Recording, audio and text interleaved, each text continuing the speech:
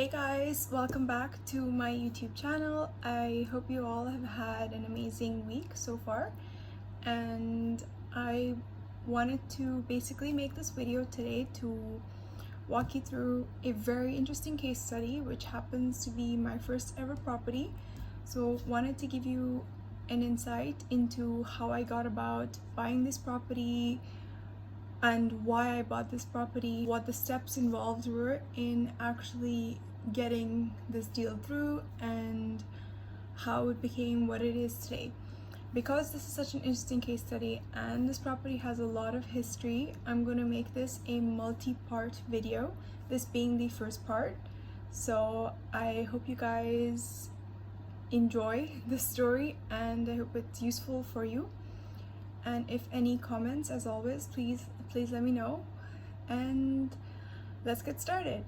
So I bought my first property 7 years ago now in Scotland, in Glasgow to be specific. I was a student there and had just finished my first year of university over there, and as most students do, you tend to move out after the first year and go look for someplace else to go live with some friends or even by yourself. And I was looking initially with some friends, and the properties that we found were not really great quality. Student living was on average a bit disappointing, poor conditions, very high prices, and the ones that were good were astronomical prices. So didn't want to lose hope, signed up with a few agents, didn't really know what to do back then or how to find properties or where to look. So went door to door to some agents, asked them for different properties, what the rents were like, and given that Glasgow is a very student-oriented town, there were quite a few options even back then. However, for what they were actually offering, I didn't think back then that it was good value for money, so I was not too impressed. But I let it be for several months, kept doing many viewings, kept seeing what the agents had to offer, and it still just did not meet my expectations. So I thought, if I'm going to be paying such a massive amount of money renting, and I'm going to be a student there for several years, it doesn't make sense for me to be spending all this money renting when it was this expensive, when buying could be an option. So essentially, given that logic, decided to look into potentially buying a place. So started investigating the market, had zero clue back then, was still my first year of being in the UK from Oman, didn't know where to look, what to look at, or what to do or anything. So started Googling all of the search engines from Google to Bing to even Yahoo, trying to figure out how to buy in Glasgow and in the UK in general, what it took, what was involved, all the different steps. So kind of a massive and steep learning curve on what to do, what and how to even get started. Step by step, I discovered Zoopla and Rightmove, which are two of the largest search engines in the UK for properties, and quickly got the hang of it. And not knowing Glasgow too well, it took a long 10 years later. to narrow down the right areas. The city itself is quite large, and the university has two campuses, one in the main city and one further out. I happened to be in the one further out, so was not too familiar with the city. So that was an extra hurdle that I needed to jump through and to overcome. So started touring around whenever I had free time into the different locations, residential locations, more secluded, versus the ones in the city, the one in the main town center, and mainly focused on ones close to the main university campus, because that seemed to be where most of the students lived and also seemed to be where majority of the activity was. So zoning down the right location took many months 1,000 years later. and was quite an arduous process in itself and wasn't too easy. So after scouring through Rightmove and going through the different locations, the different price points, what you can actually get for X price in X location, I discovered that the right area to live was actually close to the main university campus, but slightly further out, that it wasn't too busy and too noisy or crowded, and yet close enough to walk to and get to lectures and class in time. So this brings me to the first area that I want to focus on, which is actually location. So how do you actually find the right location? How do you actually find the right property for you? And how do you actually narrow down the right location that you would like to live in and that meets your requirements, and if it's for you, or if it meets the requirements of your tenants? Location is everything in the real estate world. You will hear it now from me, and you'll hear it wherever you go. Location, location, location. Location, location, location. Is super important. And being a newbie back then, I didn't know for sure what location was good or bad. It was simply based on a lot of research and speaking to a lot of people that I ended up with the property that I did end up buying in that location. What I mean by a good location is essentially a property that is well connected. So transport links are super important. The value of your property goes up quite a lot if you are close to good transport links and if you're well connected. This could be public transport and buses or the tubes, or even just have a good taxi service around the area.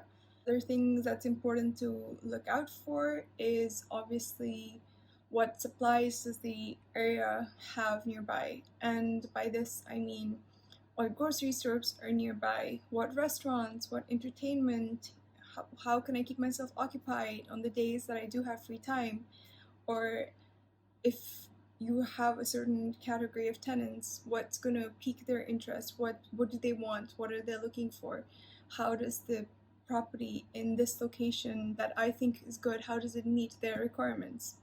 So these are all things that you need to take into account. And luckily the one I ended up buying was in an excellent location, was in a relatively quiet street, even though it was considered to be in a busy area. This happened to be because it was a few streets behind where all of the shops were, and it worked out perfectly. So it was close to the Botanic Gardens and several other parks, close to very good restaurants, good grocery stores nearby as well that made it super accessible. And best of, it was only a 5 minutes walk to the subway, which took you into the heart of Glasgow, the main city centre, where you could do all your shopping and get everything that you could possibly desire. And at that point in time, for me, what I was looking for the most was the transport connection to university, and it luckily happened to be within walking distance to the main campus and only a few minutes bus ride to the second campus. So got quite lucky there, and I think that was mainly due to good research and good diligence. Another thing that's super important to consider is safety. Still very important for you and for your tenants. And there are certain websites that you can actually use to find the right location for you that's safe, and to know who your neighbors are going to be, what the crime rates are around, and what the most common crimes are in your area. And I've linked these below. There are several more, but these are the most commonly used ones. So those are the most important things when it comes to location. Transport, top tip, humans are creatures of convenience. I speak from experience, and we tend to like when things are easy and super convenient. So you could drastically help your property business a lot if you choose properties with the right location. from the outset, and ones that have good transport links. Safety, obviously, super important and very crucial to consider for your tenants. Long-term renting and stability of your environment is key. Last thing to consider is also noise. People often don't think about this until they actually move in. They tend to go into a beautiful apartment, see, oh, it's stunning and it looks really good, or the location is great. But when they actually move in, especially if it's a super old building, the first night they go to bed, they realize how noisy it is. So, very important to know the age of your building. How old is this building? Is it in a conservation area? Is the building itself protected? What type of glass? What type of insulation does it have? Are the windows double or single glazed? Can I hear traffic outside? You know, these are all very important things to keep in mind and to take into account, because often if buildings are super old, the council themselves will not allow you to change them, and if you do, you're going to end up with a massive fine. Next up, we have the interior of the house and what to actually look out for. So besides obviously a gorgeous and beautiful decor, what you would also look for is what works might need to be done within the house, and what condition the house is actually in. Is it livable? Can you move in, or can you rent it out to tenants the day after you buy it? And if you can't, how much will you need to spend on the actual refurbishment to get the house up to speed? Pro tip right here is to keep an eye on the lighting. Keep an eye on the timings agents tell you to come in for viewing. So are they intentionally arranging only a evening viewing or a nighttime viewing? And many of the agents do that when the property itself is not in too good condition and they don't want you to see certain aspects of the house that you would normally see during the day, or if the lighting was good. Obviously, major thing to take into account is the size. How big is the house? By this point, once you're already viewing, you should have already found out what the average price per square meter is. So go into the actual house, see the actual space, get a feel for the place. Does it meet your satisfaction? Is it big enough for your tenants to comfortably live? And is it a suitable size property for what you want to be charging your tenants, or suitable size for you if you're going to be living in that house? Oftentimes you'll get something called a home report, which is more common in Scotland than in England. So you want to see if the actual home report size measures up to what you actually see before your eyes. Few other pro tips is to find the age of the boiler. When was the last change of the boiler? Because boilers tend to have a lifespan of 10 years. So you ideally do not want to be buying a house with a boiler of 10 years old, and if you know that it is 10 years old, you kind of want to negotiate the price to get a better discount, because those things can be ridiculously expensive and cause a lot of issues if they keep breaking down. And second tip is you want to check the wiring of the house. So when was the last wiring done of the electrical circuits, how old it is. Wiring itself is important to keep in check and to be on top of, as it can cause multiple issues if done incorrectly or is too old, and can also be very expensive to fix. And lastly would be insulation as well. Older properties, which are very, very common in the UK, tend to be in conservation areas and protected areas, which means they oftentimes cannot be changed or modified externally, which means you oftentimes cannot improve the insulation by replacing single glazed windows with double glazed windows, which are the thicker double pane windows that keep your house warmer and are more environmentally friendly these days because they save energy.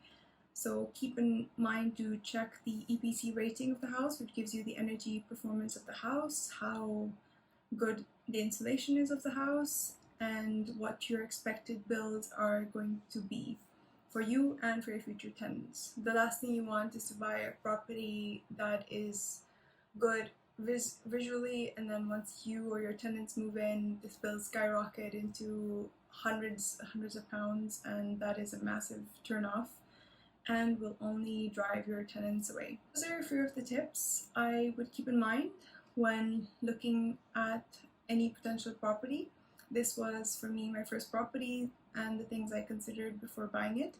Thankfully, it didn't have most of the issues that I mentioned.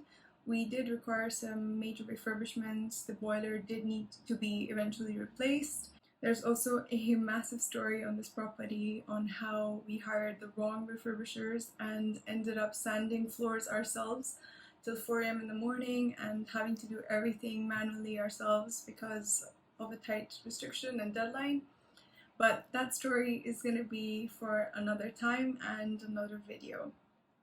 That's all for today, guys. Thank you for watching. More tips to come and more interesting facts and more interesting stories of this property and the adventure it has been. I'm also adding in some photos of what the property looks like now. Thank you for watching, guys.